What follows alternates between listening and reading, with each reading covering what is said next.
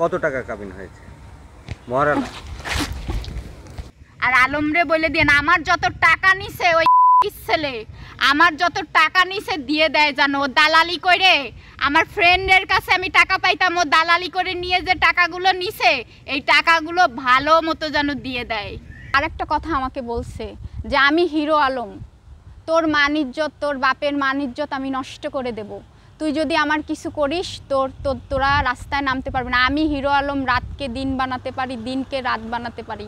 আমি দেশবাসীর কাছে একটাই দাবি করব যে এরকম হিরো আলম কি মানে আসবে আর আমাদের মতো মেয়েরা কি লাঞ্ছিত হবে? এদের কি কোনো বিচার হবে না? আমি বিচার চাই, আমি বিচার চাই।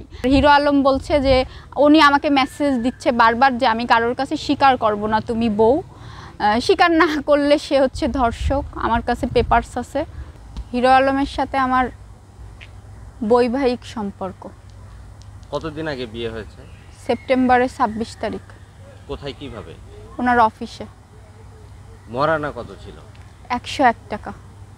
আচ্ছা, এই যে আপনি মেডিকেলে ভর্তি হয়েছেন, কেন ভর্তি হয়েছেন বলেন তো? সে পিটাইছে আমারে। আর আমার হচ্ছে ওই হয়েছে, ওই যে বাবু নষ্ট করে ডিএনসি হয়েছে, তো ওর জন্য গায়ে ব্লাড নেই। আর হচ্ছে আপনার ওই ঘাড়ে লাথি মারছিল মাজায়, এই জন্য আমি ঘাড় নাড়াতে পারি না। কালকে বেশি ছিল, এখন তো এখানে চিকিৎসা একটু বেটার। আমি তার শাস্তি চাই। আর কত মেয়ে নিয়ে সে এরকম করবে? আমি তাকে চাই না, তার সংসারও চাই না। ঘৃণা করি তার পরিবারকে। 32টা দিন যে লোকটার আমি সেবা যত্ন করলাম, তার যে ওয়াইফ, সে তো আমার একটা খোঁজ নিতে পারতো। আমি যে হসপিটালে নেই। রিয়ামণি চলে যাওয়ার কারণটা কি? রিয়ামণির সাথে ডিভোর্সের পরে আমার সাথে বিয়ে হয়েছে।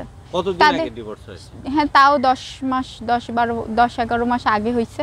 পেপারস আপনাদেরকে আমি দেব। তারপরে আমার সাথে বিয়ের কথা শোনার পরে আমি আজকে জানতে পারলাম যে তারা নাকি আবার বিয়ে করছে নাকি, আমি সঠিক বলতে পারবো না। কিন্তু রিয়ামণির সাথে ডিভোর্সের পেপারস দেখানোর পরে আমার সাথে বিয়ে হয়েছে। সে কোরআন শরীফ ছুঁয়ে বলছে যে তার জীবনে 3টি নারী এসছে। এটা একদমই মিথ্যা কথা সে বলছে। তার প্রথম ওয়াইফ হচ্ছে সুমি। সুমির সাথে সে দীর্ঘদিন সংসার করে 3টা বাচ্চা। সুমির সংসারে সে কিস্তিতে একটা মোটরসাইকেল কিনছিল। কেনার পরে সেই মোটরসাইকেলের কিস্তি দিতে পারছিল না, তাই তার শ্বশুরবাড়ি যে কিছুদিন রাতে পালিয়ে আর কি থাকে। তখন তার শালির সাথে তার সম্পর্ক হয়ে বিয়ে পর্যন্ত হয়। সব থেকে বড় কথা, সুমির ফ্যামিলি এটা সাপোর্ট করেনি, তাদের ছোট মেয়েরে নিয়ে গেছে, কিন্তু ওর ফ্যামিলি ছোট মেয়েকে চাইছে। তারপরে তার জীবনে নিয়ে আসে নুসরাতকে আনার পরে নুসরাতকে দিয়েও সুমিকে অনেক টর্চারিং করছে তার পরিবারের লোকজন। সুমির কোনো দোষই নেই এই সংসার ছাড়া। একটা হাজবেন্ড যখন, এই কথাটা না বলে পারলাম না, যখন দুইজন এক জায়গায় থাকে, হুট করে যদি স্বামী তার ওয়াইফের কাছ থেকে সরে আর একটা ফোন কল তাদের বিশেষ মুহূর্তে যদি উঠে যায় যদি আর একটা ফোন কল রিসিভ করে অন্য আর এক প্রেমিকার, তখন ওই ওয়াইফটার মনের অবস্থাটা কি হয়? বাধ্য হয়ে তিলে তিলে 16টা বছর সংসার করে তিলে তিলে শেষ হয়ে সে সরে গেছে। তারপরে নুসরাতের সাথে যা হয়েছে আপনারা জানেন, আমি নুসরাতের বিষয় বলতে চাই না, আমি জানি না। সুমির সাথে আমার কথা হয়েছে যতটুকু, তার পরিপ্রেক্ষিতে আপনাদেরকে আমি এই কথাগুলো বললাম। কিন্তু নুসরাতের সাথে আমার কোনো কথা হয়নি, তাকে নিয়ে আমি কোনো কমেন্ট করতে চাচ্ছি না। আমি কোনো অবৈধ সম্পর্কে নেই। আমার বাচ্চা 2টা নষ্ট হয়ে গেছে। সেকেন্ড বেবি নষ্টের সময় তার মেয়েকে জানানো, সে শুটিংয়ে ব্যস্ত ছিল। তার মেয়েকে বলছি, ডাক্তার আমাকে বলছে এবার যদি নষ্ট হয় তুমি বাঁচতে পারবে না। আমি এই যে 2-3 দিন আগে আলিফ ক্লিনিকে ওনার মেয়ে, ওনার খালাতো বোন আমাকে সঙ্গে নিয়ে ডিএনসি করাইছে। আমার ইনফেকশন হয়ে গেছে, পুরো রিপোর্ট আপনাদেরকে আমি দিয়ে দেব। যদি আমি বউ না হয়ে থাকি তাহলে সে ধর্ষণ করছে। তার এলাকাবাসীর কোরআন শরীফ ছুঁয়ে আশেপাশের লোকজন বলুক যে সে আমাকে পিটায়নি। এমনকি তার মেয়ে আমার গায়ে হাত তুলছে কালকে। আমাকে এইখানে লাথি মেরেছে, মাজায় লাথি মেরেছে, অনেক মারধর করছে সে। কে? এটা করছে হচ্ছে আলম করছে, আর কালকে হচ্ছে আলমের মেয়ে আমাকে গায়ে হাত দিছে, বড় মেয়ে আলো। কাবিন করেছিল? হ্যাঁ। কোথায় এটা? ঢাকায় ওনার অফিসে। কত টাকা কাবিন হয়েছে মহারানা? শোনেন, আমি সংসার করেছি ঢাকায়, সে আমাকে পাঠায় দিছে বগুড়ায়। আমি 2-3 মাস সংসার করে গেছি। মাঝে মধ্যে আমি বেশিরভাগই বগুড়ায় থাকি, ঢাকায়ও থাকি, বগুড়ায়ও থাকি। আমি তো বাবার লাশ নিয়ে আমি তো আসছি, আমি তো 32 দিন নিউরোসায়েন্স হসপিটালে।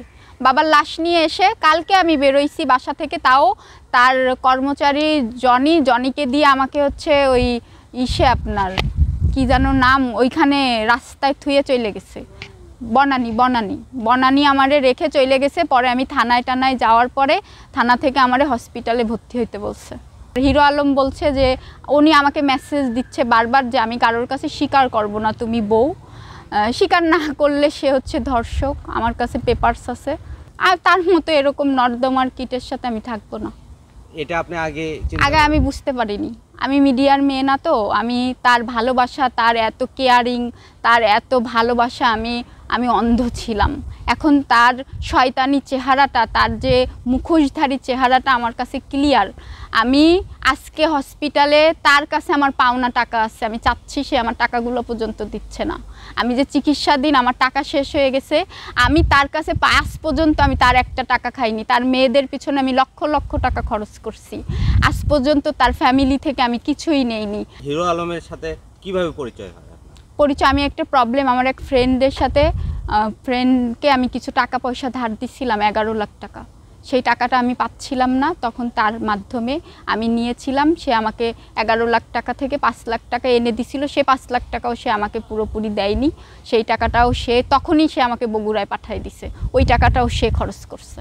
আর তাদের কাছ থেকে আমি পরে আমার ওই ফ্রেন্ডের সাথে কথা হয়েছে, তাদের কাছ থেকে নাকি 10 লাখ টাকা নিছে আলম।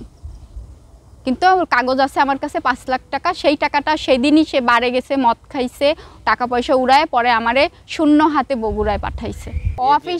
ওর অফিসে খুব মেয়েদের নিয়ে ও রাত কাটায়, ওর নেশা, মেয়েদের নিয়ে রাত কাটানো ওর নেশা।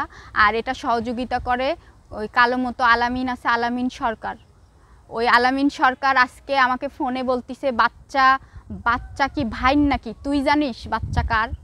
এই আলমরে খারাপ বানানোর পেছনে এর কিছু লোকজন আছে, এরা মেয়ে নিয়ে আসে, ভাড়া করে নিয়ে এসে দেয় তাহলে এই যে নাচনে আলিগুলারে নিয়ে এসে ভাড়া করে নিয়ে আসে, এদের লাভ আছে। হ্যাঁ, আমি দেখেছি। হ্যাঁ, আমি এরকম আসে অফিসে খাবার নিয়ে গেছি, অন্য মেয়ে ঢুকবে, আমারে বলছে বাসায় চলে যাও। আমি দেখতেছি মেয়েরা ঢুকছে, এরকম আমি দেখেছি। আমি কোরআন শরীফ ছুঁয়ে বলতে পারবো। আরেকটা কথা আমাকে বলছে যে আমি হিরো আলম, তোর মান ইজ্জত, তোর বাপের মান ইজ্জত আমি নষ্ট করে দেব।